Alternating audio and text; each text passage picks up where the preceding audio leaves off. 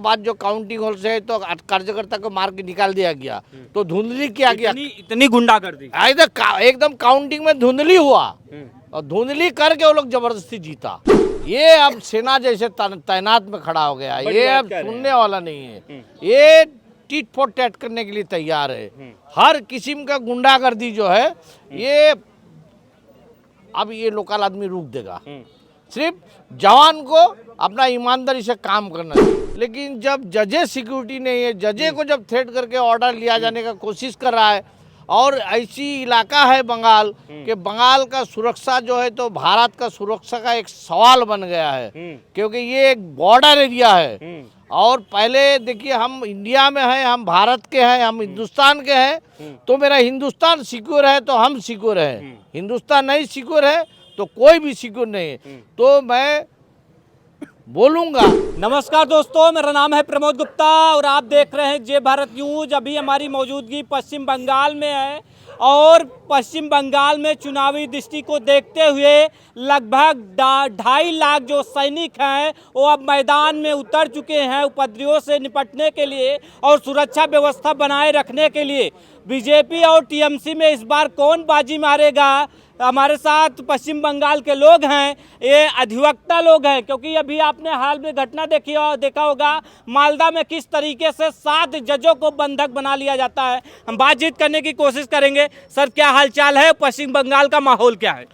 देखिए, पश्चिम बंगाल में आप कानून व्यवस्था का बात कीजिएगा तो ये कुछ नहीं है, कुछ नहीं है। कोई कानून मानता नहीं।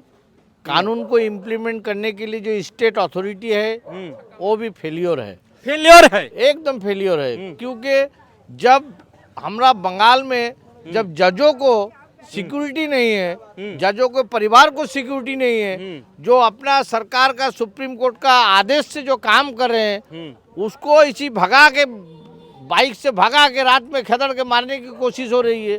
घेराव बंदी करके रख रहा है, जबरदस्ती प्रेशर कर रहा है कि भाई हम लोग जो चाहेंगे वही लिखना पड़ेगा। तो अब क्या कानून रह गया? साधारण अब जो जनरल पब्लिक है तो वो क्या करेगा जब जजों को निरापत्ता नहीं है? जज ही सुरक्षित नहीं है पश्चिम बंगाल में, तो आम पब्लिक का आखिर क्या होगा? बड़ा सवाल। पहले हम लोग गर्व करते थे कि हम लोग एडवोकेट है, हम लोग कानून का रखवाला है, लेकिन जज जो है तो आदेश पारित करते हैं। लेकिन जब जजे सिक्योरिटी नहीं है, जजे को जब थ्रेट करके ऑर्डर लिया जाने का कोशिश कर रहा है, और ऐसी इलाका है बंगाल कि बंगाल का सुरक्षा जो है तो भारत का सुरक्षा का एक सवाल बन गया है, क्योंकि ये एक बॉर्डर एरिया है। और पहले देखिए, हम इंडिया में हैं, हम भारत के हैं, हम हिंदुस्तान के हैं, तो मेरा हिंदुस्तान सिक्योर है तो हम सिक्योर हैं। हिंदुस्तान नहीं सिक्योर है तो कोई भी सिक्योर नहीं है। तो मैं बोलूँगा कि इस बार जो है तो आदमी, हर कौम का आदमी यानी माइनॉरिटी आदमी भी अब ठान लिया है कि भाई ये बदलाव चाहिए, एकदम बदलाव चाहिए। काहे का खेला है? क्या खेला है? क्या खेलेगा? पब्लिक खेल दिया है, ऑलरेडी खेल दिया। हाँ, ऐसा खेल दिया है कि 4 तारीख देख लीजिएगा। अब जाने की जरूरत नहीं है। आप समझिए कि जन पब्लिक ने बदल दिया। मैडम, आप युवा अधिवक्ता हैं, क्या कहना चाहेंगी मालदा की घटना को लेकर के, जिस तरीके से जजों को ही बंधक बना लिया जाता है? इस पे तो इन्होंने बोला ही इतना कुछ, तो ज़्यादा कुछ नहीं बोलेंगे हम।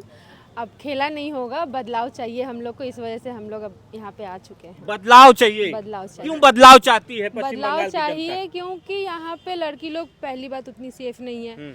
हर किसी का अलग अलग सब कुछ फिक्स हो गया है। कोई भी क्राइम होगा, कहीं पे पैसा दे दो, वो क्राइम मिट जा रहा है, हाईलाइट हो जाएगा तो वो पैसा मिल रहा है, जो भी हो रहा है। तो उस वजह से अब हम लोग को चेंजेस चाहिए, इसलिए चेंजेस चाहती है। हाँ। एक महिला मुख्यमंत्री होकर के महिलाओं की सेफ्टी नहीं कर पा रही? बिल्कुल नहीं, ये नहीं हो पा रहा है उनसे। तो इस बार आप लोग चेंज कर देंगे? हाँ, बिल्कुल। हाँ, आप बताइए क्या कहना चाहेंगे जिस तरीके से मालदा में घटना होती है और लगभग 2.5 लाख जवान जो है, सैनिक जो है मैदान में उतर चुके हैं पश्चिम बंगाल में चुनाव की दृष्टि को देखते हुए? देखिए, मालदा में जो हो रहा है वो तो ठीक नहीं है, ठीक है, और हम लोग सेफ नहीं हैं, तो साधारण जो जनगण है वो कैसे सेफ रहेंगे? ठीक है, जजेस को बंदी बनाया गया है, ठीक है, इसलिए हम लोग चाहते हैं जो चेंजेस होगा, एक चेंजेस होगा ही। तो सर लगता है कि इस बार जो है 2.5 लाख जवान मैदान में उतरे हैं, तो चुनाव जो संपन्न, जो उपद्रवी हैं इस तरीके से मालदा में जिस तरीके से उपद्रव किए, तो क्या इससे निपट पाएगी? देखिए इस बार तो जवान तैनात हो चुके हैं, लेकिन इस बात सबसे बड़ी बात है कि बंगाल का जो आम पब्लिक है ये अब सेना जैसे तैनात में खड़ा हो गया। ये अब सुनने वाला नहीं है, ये टिट फॉर टैट करने के लिए तैयार है। हर किस्म का गुंडागर्दी जो है ये अब ये लोकल आदमी रोक देगा। सिर्फ जवान को अपना ईमानदारी से काम करना चाहिए और कुछ नहीं। ईमानदारी से काम करे कि जेन्युइन वोटर आए, वोट अपना दे, निर्भय से वोट दे, अपना वो जो कैंडिडेट है उसको चुने, बस इतना कर लेगा जवान, बाकी हम लोग तो देख लेंगे। मालदा में जिस तरीके से जब घटना होती है तो लगभग वहाँ पर 35 लोगों को अरेस्ट भी किया जाता है, उनके परिवार के लोग रो रहे थे उस घटना के बाद। एक बात है कि अभी आप एक जो सोशल मीडिया में एक आया है पिक्चर कि ये जो जिसको अरेस्ट किया गया जो एडवोकेट है, चलो उसको तो बार काउंसिल ने उसको बर्खास्त कर दिया, उसका लाइसेंस छीन लिया आज।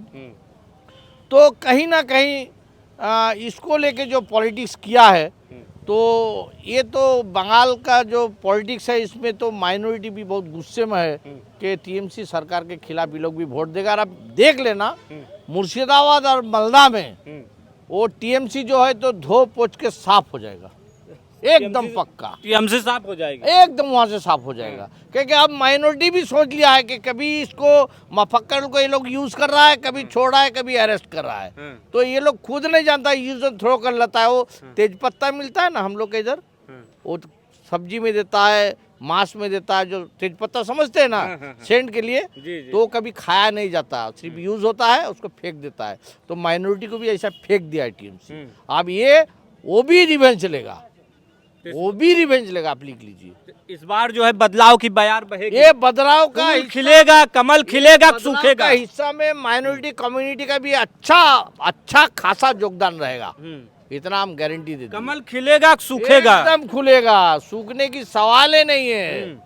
2021 में भी ये सपना देखा गया था आप लोगों को। वो 2021 में क्या किया पता है कि कुछ देखिए बोलना नहीं चाहिए, कुछ जो है तो डिफेंस का आदमी है, जो कुछ है तब तो सो गया, काम नहीं किया।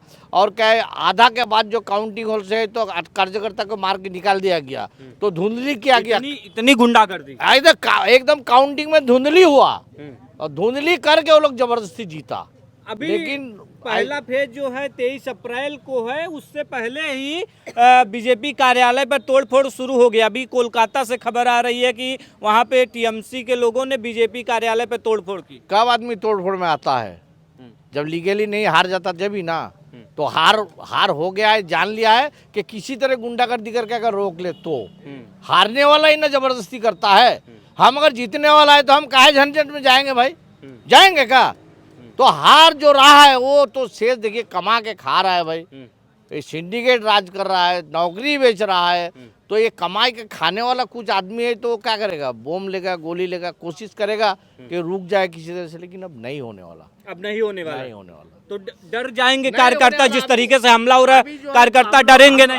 हम लोग सेंट्रल गवर्नमेंट के पास हम लोग आभारी हैं कि चलो बंगाल का जनता को, बंगाल का इलेक्टर को, बंगाल का वोटर को सुरक्षा के लिए इतने जवान तैनात किया है। इलेक्शन के बाद भी 400 कंपनियां यहाँ पे रहेंगी। अरे इलेक्शन के बाद उन लोग को मिलेगा नहीं, इसको किसी को नहीं जरूरत है। आप अपने भाग जाएगा, आप लिख लीजिए 4 तारीख का बाद जो है ना तो उसका दफ्तर बंद हो जाएगा अपने आप।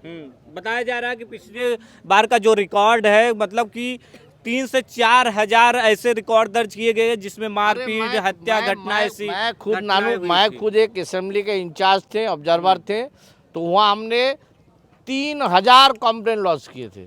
3000 कंप्लेन लॉन्च किए थे। अब कितना वो लोग गुंडागिरी किया है समझिए इलेक्शन के बाद, रिजल्ट के बाद 3000 एक असेंबली में कंप्लेन था, वो इंक्लूडिंग रेप, मर्डर, कुछ नहीं कम था। बाद में एनआईए हुआ, सीबीआई हुआ, हाई कोर्ट ऑर्डर दिया, सब घुस गया। तो अब नहीं होगा, सब समझ गया है, अब समझ गए।